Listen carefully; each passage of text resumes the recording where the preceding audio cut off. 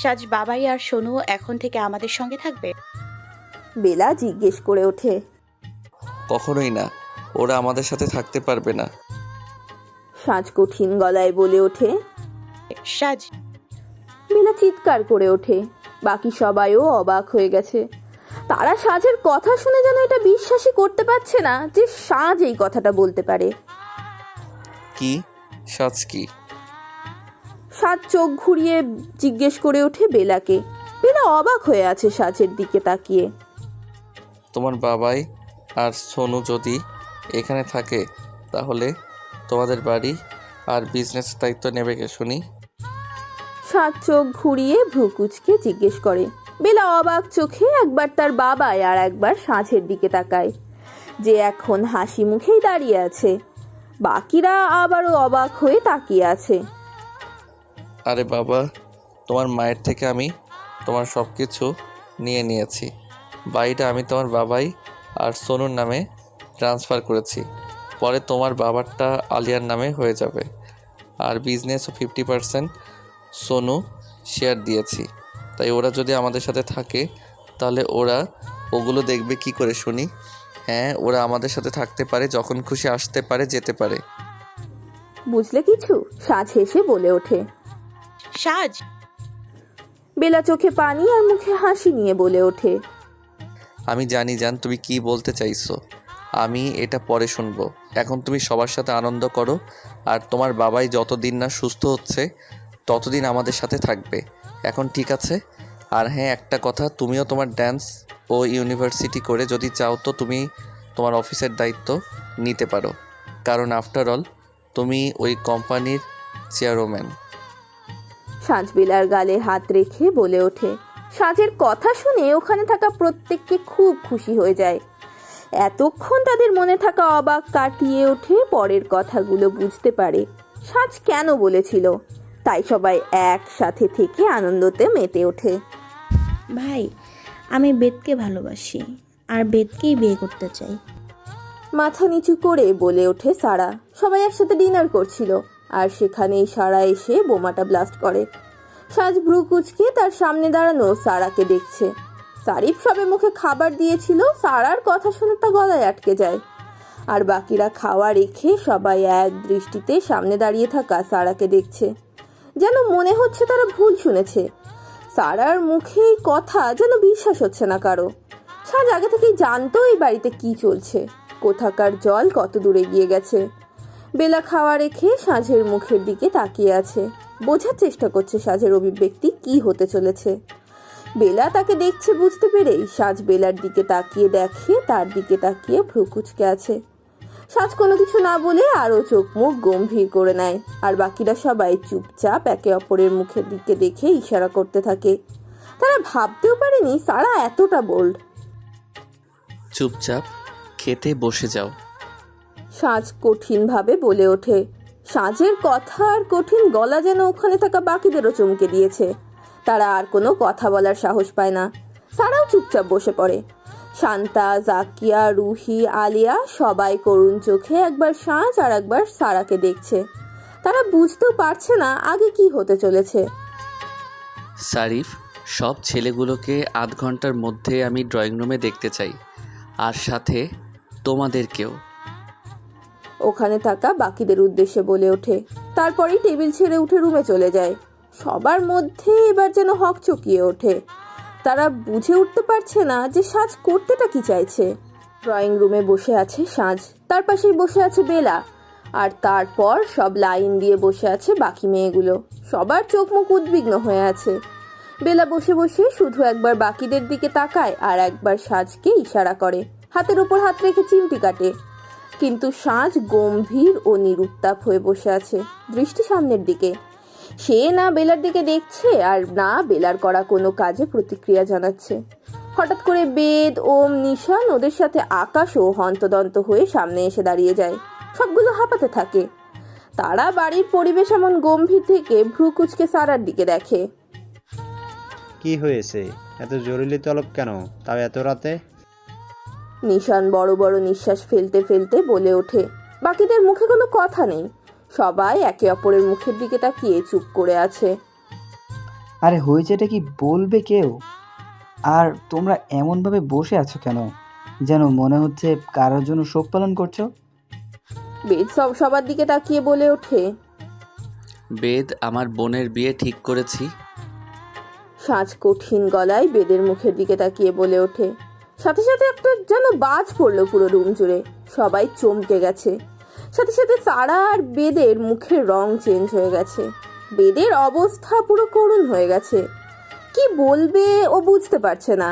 ব্যথাতুর চোখে একবার সাজের দিকে তাকিয়ে নিয়ে আবারও সারার দিকে তাকায় করুণ চোখে। মনে হচ্ছে এক্ষুনি কেঁদে ফেলবে। ভাই, আমি তো তোমাকে বললাম আমি বেদকে ভালোবাসি আর আমি ওকেই বিয়ে করব। সারা কাঁদতে কাঁদতে বলে ওঠে। সেটা তুই বলেছিস যে তুই ভালোবাসিস। বেদ কি একবারও বলেছে যে তোকে ভালোবেসে আর বিয়ে করতে চায়? গলার আওয়াজ আরো গভীর থেকে গম্ভীরভাবে বলে ওঠে সাজ। জি জানিও, মানে আমিও বাসি তো ভালো, আমিও বিয়ে করতে চাই সারাকে। কাপা কাপা গলায় বলে ওঠে বেদ। ঠিক আছে, ভেবে দেখছি। আর বাকিগুলোর কি কি কেস আছে বলে ফেলো দেখি ঝটপট। সাজ এবার ওখানে থাকা সবাইকে বলে ওঠে। সাথে সাথে নিশান গিয়ে শান্তাকে পেছন থেকে জড়িয়ে ধরে। ওম তার সামনে বসা জাক্কিয়ার পাশে বসে এক হাত দিয়ে জড়িয়ে নেয়। আকাশ মাথা উঁচু করে তার পাশে বসে থাকা আলিয়ার হাত মুঠো করে দাঁড়ায়। দৃশ্যটা কিছুটা এমন যে সবাই সবার জোড়ার কাছে গিয়ে দাঁড়িয়ে পড়ে। দেখে ঠিক কিছুটা মিউজিক্যাল চেয়ারের মতো লাগে। মিউজিকের সাথে সাথে সবাই ছুটতে ছুটতে হঠাৎ মিউজিক অফ হয়ে যায় আর সবাই যে যার চেয়ার খুঁজে দাঁড়িয়ে যায়। এখানেও তেমন। সাঁঝের বলার সাথে সাথে যে যার জোড়ার কাছে গিয়ে হাজির। সবাই একসাথে বলে ওঠে। সাঁঝের দিকে তাকিয়ে হঠাৎ করে ঝড়ের বেগে ছুটে এসে শারিফ বসে থাকা রুহির হাত টেনে তার কাছে এনে মিশিয়ে নেয়। দাঁড়িয়ে যায় দুজনে। তারপর রুহির গালে একটা টুপ করে চুমু খেয়ে বলে ওঠে, ভাই আমিও ভালোবাসি রুহিকে। ওখানে থাকা বাকিরা এমন কিছুতেই মুচকি মুচকি হেসে ফেলে। তাদের জোর হাসি পেলেও সামনে বসে থাকা গুরু গম্ভীর সাজকে দেখে তাদের জোর হাসি মুচকি হাসিতে ট্রান্সফার করে। তো তোমরা কিভাবে বিয়ে করতে চাও? সাজ ভ্রুকুচকে বলে ওঠে। সাজের কথাগুলো শুনতে সবাই যেন প্রথমে ভুল শুনেছে বলে মনে হচ্ছে তাদের। তারা একে অপরকে দেখে নিয়ে সবাই একসাথে চিৎকার করে ওঠে। সাথে সাথে নিজের জোড়াগুলোকে জড়িয়ে ধরে। আর এদিকে বেলার দিকে ফিরে তাকাতে দেখে বেলাও সাজকে জড়িয়ে ধরে আছে একদম টাইট করে। বেলা সাজকে জড়িয়ে ধরতেই সাজ বেলার কানের পাতাতে কামড় বসিয়ে দেয়। সাথে সাথে বেলা আরো জোরে জড়িয়ে ধরে সাজের কাঁধে কামড় বসিয়ে দেয়। তোমাদের সবাইয়ের কি মনে হয়েছে আমি আপত্তি করব? আমি তোমাদের ব্যাপার কিছু জানি না। আমি আগে থেকেই সব কিছু জানি তোমাদের ব্যাপার। শুধু তোমাদের বলার অপেক্ষায় ছিলাম। আর আমাদের পুচকিটাও এত বড় হয়ে গেছে যে তোমাদের সবার আগে এসে আমাকে জানিয়ে দিয়েছে, কিন্তু তোমাদের সাহস হয়নি। সাজ সবার দিকে তাকিয়ে বলে ওঠে, লাভ ইউ ভাই। সারা ছুটে এসে সাজকে ছড়িয়ে ধরে বলে ওঠে। সবার চোখে মুখে খুশির আলো যেন ফুটে উঠেছে। পুরো পরিবেশ আলোকিত হয়ে উঠেছে সবার খুশির জন্য। তোমাদের চিন্তা করতে হবে না, আমি সব অ্যারেঞ্জমেন্টস করছি আর তোমার প্যারেন্টসদের সাথেও কথা বলে নেব। তো এখন যে কয়দিন আছে জমিয়ে এনজয় করো, কেমন? বলে উঠে দাঁড়িয়ে সাজ বেলাকে সবার সামনে দিয়ে কোলে করে তুলে নিয়ে রুমের দিকে পা বাড়ায়। আর ওখানে থাকা বাকিরা একে অপরকে জড়িয়ে ধরে তাদের নিজের নিজের আনন্দ প্রকাশ করছে। একে অপরের সাথে মেতে আছে তাদের ব্যাচেলর জীবনের আনন্দ নিতে। অন্ধকার রাস্তা দিয়ে রুদ্ধশ্বাসে ছুটে চলেছে রনি। তার পেছনে 10 জন গার্ড, যারা তাকে ধরার জন্য তার পেছন পেছন ছুটে আসছে। রনির অবস্থা খুব খারাপ। পরনে বলতে গেলে তেমন কিছুই নেই, শুধুমাত্র একটা শর্টস ছাড়া। পুরো উদাম গায়ে মাথার চুলগুলো আউলে ঝাউলে আছে। ঠোঁটের কোণ থেকে রক্ত গড়িয়ে পড়ছে। পায়ের তলা দিয়েও রক্ত পড়ছে। পায়ে ছোট ছোট পাথর ঢুকে গিয়েছে। চোখের একদিকে কালো হয়ে গিয়েও ফুলে গেছে। তার সারা বডিতে লিপস্টিকের চিহ্ন ফুটে আছে। এখন সে তার প্রাণ বাঁচাতে ছুটে চলেছে। রনি অনেকদিন যাবৎ একটা মেয়েকে পটিয়ে নিয়ে হোটেল রুমে নিয়ে গিয়ে মজা করছিল, আর তখনই সেখানে গিয়ে উপস্থিত হয় এই গার্ডগুলো, যারা তাকে টানতে টানতে মেয়েটার থেকে উঠিয়ে নিয়ে পেটাতে শুরু করে। আর মেয়েটাকে ওখান থেকে হাসতে হাসতে ওই গার্ডগুলোর সাথে হাত মিলিয়ে রুম থেকে বেরিয়ে যায়। যেটা দেখে রনি বুঝতে পারে সে কোনো ট্র্যাপে বাজেভাবে ফেসে গেছে। গার্ডগুলো ওর দিকে এগিয়ে আসতে নিলেই ওখান থেকে কোনো রকমে পালিয়ে ছুটতে থাকে রনি। রনির সামনে হঠাৎ করে একটা কালো গাড়ি এসে থেমে যায়। রনি তার ছোটার গতি কন্ট্রোল করতে না পেরে গাড়ির সাথে বাজেভাবে ধাক্কা খেয়ে ছিটকে পড়ে রাস্তার মাঝে। রাস্তায় পড়ে আছে রনি, মাথা ফেটে রক্ত গড়িয়ে পড়ছে। আধো আধোভাবে চোখ খুলে তাকায় রনি। তার কাছে সবকিছু কেমন ঝাপসা হয়ে আসছে, তবুও অনেক কষ্টে চোখ খোলা রেখেছে। গাড়ির দরজা খুলে বেরিয়ে আসে কালো একটা অবয়ব। পুরোই কালো ছাড়া তেমন কিছুই দেখা যাচ্ছে না। অবয়বটাকে নিচের দিকে আসতে দেখছে রনি। হাঁটু মুড়ে সামনে বসে। মাথা থেকে কালো হুডিটা ফেলতেই অনেক কষ্টে রনি বলে ওঠে, সাজ কোনো কথা না বলে উঠে দাঁড়িয়ে দূরে থাকা গাড়িটার দিকে ইশারা করতেই গাড়িটা দ্রুত গতিতে এগিয়ে আসে রনির দিকে। গাড়িটা এসে ধাক্কা মারে রনিকে। সাথে সাথে দূরের রাস্তার একটা গাছের সাথে ধাক্কা লেগে আবারও রাস্তার মাঝে এসে পড়ে রনি। চারিদিকে রক্তের ছড়াছড়ি হয়ে গেছে। আমার জানের দিকে হাত বাড়াবে, তারই অবস্থা এমনই হবে, একদম অকাল মৃত্যুযোগ। বেলা শুধু আমার, তার দিকে তাকিয়ে তুই ভুল করেছিস। তাকে কিনতে চেয়ে তুই তোর জীবনটা দাও লাগিয়ে দিয়েছিস মৃত্যুর সাথে। আর আমি কি করে তোকে ছেড়ে দেই বল? শ্বাস দূরে পড়ে থাকা রনির দিকে তাকিয়ে হিংস্রভাবে বলে ওঠে। চারিদিকে পানির গর্জন আর শোষো বাতাস বয়ে যাচ্ছে। বেলা ঘুমের মাঝে অনুভব করে যেন সে হাওয়ার মধ্যে ভেসে যাচ্ছে। চারিদিকে কেমন একটা পানির গর্জন শোনা যাচ্ছে। আধো আধো করে চোখ খুলে তাকায় বেলা। চোখ খুলে তাকাতেই যেন মাথায় আকাশ ভেঙে পড়ে ওর। না মানে বেলার মনে হচ্ছে যেন সে আকাশের সাথে মিশে গেছে। চারিদিকে খোলা আকাশ ছাড়া কিছুই দেখতে পাচ্ছে না। বেলা নড়তেই অনুভব করে যে সে কারোর বাহুডোরের মধ্যে আছে।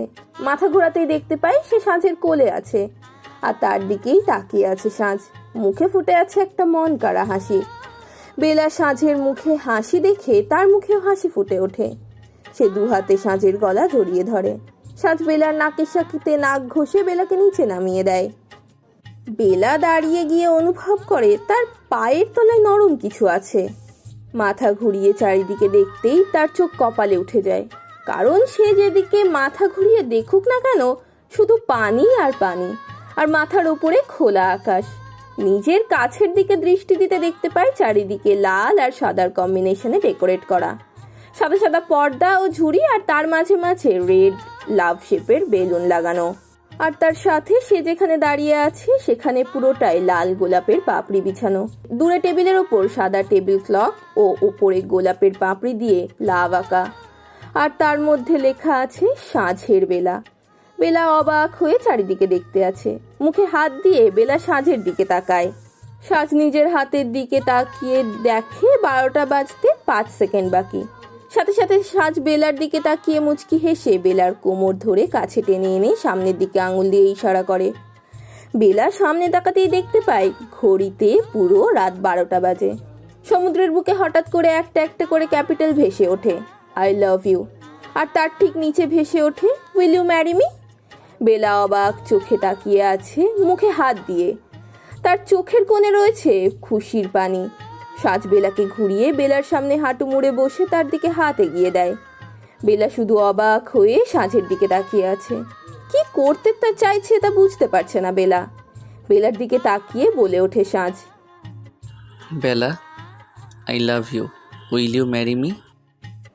বক্স থেকে রিং বের করে বেলার দিকে এগিয়ে বলে ওঠে সাঁঝ। বেলা মুখে হাত রেখেই মাথা নাড়ায়।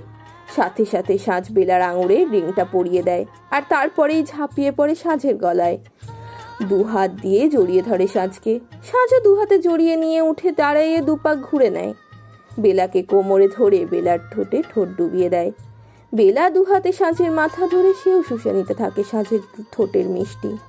দুজনে আস্তে আস্তে ডুবে যায় একে অপরের ভালোবাসার মাঝে। পরিবেশ এখন খুব ঝকমকে হয়ে আছে। চারিদিকে খুশির বাতাবরণ বইছে। এখন যেদিকেই তাকাও না কেন দেখতে পাবে ঝলমলে রোদের মিষ্টি হাসি। বাড়ির ড্রয়িং রুমে সবাই চাঁদের হাট বসিয়ে রেখেছে। তাদের কাছে এখন একটাই উপলক্ষ, আর সেটা হলো বিয়ে নিয়ে। তারা বিয়েতে কি কি করবে না করবে, কিভাবে কি হবে, এইসব নিয়েই এখন তাদের মধ্যে জল্পনা কল্পনা চলছে। বেলা সিঁড়ি দিয়ে নামতে নামতেই ওদের দেখছিল। সেও খুব খুশি বিয়ে নিয়ে। সবার মনেই একটা করে বিয়ের জন্য প্ল্যান করা থাকে, আর সাঁঝ আবারও তাকে বিয়ের জন্য প্রপোজ করেছে। তাদের বিয়ের কয়েক মাস হয়ে গেলেও এখনও তাদের বিয়ে নিয়ে কেউ কিছু জানে না। আর সাঁঝ একজন গভর্নমেন্ট লিডার হওয়ায় ওর বিয়ে তো জাঁকজমকভাবেই হবে, তাই না? তাই আবারও নতুন করে তাদের বিয়ের আয়োজন নিয়ে সে খুবই আনন্দিত। আগেরবার তো তাকে তুলে নিয়ে গিয়ে জোর করে বিয়ে করেছে, তখন সে নিজেও সাঁঝের ওপর রেগেছিল। তাই এইবারের বিয়েটা সে মন ভরে উপভোগ করতে চায়। নিচে নেমে সবাই একসাথে হয়ে যায়। শুরু হয় আবারও তাদের আলোচনা। একটু পরেই তারা বেরোবে তাদের আউটডোর প্রি ওয়েডিং শ্যুটের জন্য। এদিকে সাঁঝ বিয়ের জন্য সব কিছু অ্যারেঞ্জমেন্ট করে ফেলেছে। একটু পরেই সবাই একসাথে বেরোবে। সাঁঝও চাইছে না, এবারে কোনো রকমের কোনো কিছু যেন কম না রাখে। সব কিছুই সে বেলার মন পছন্দ করতে চাইছে। আজ থেকেই তাদের বিয়ের দিনের শুরু। একের পর এক তাদের বিয়ের অনুষ্ঠান শুরু হতে যাচ্ছে। আজকের তাদের ফটোশ্যুট দিয়ে।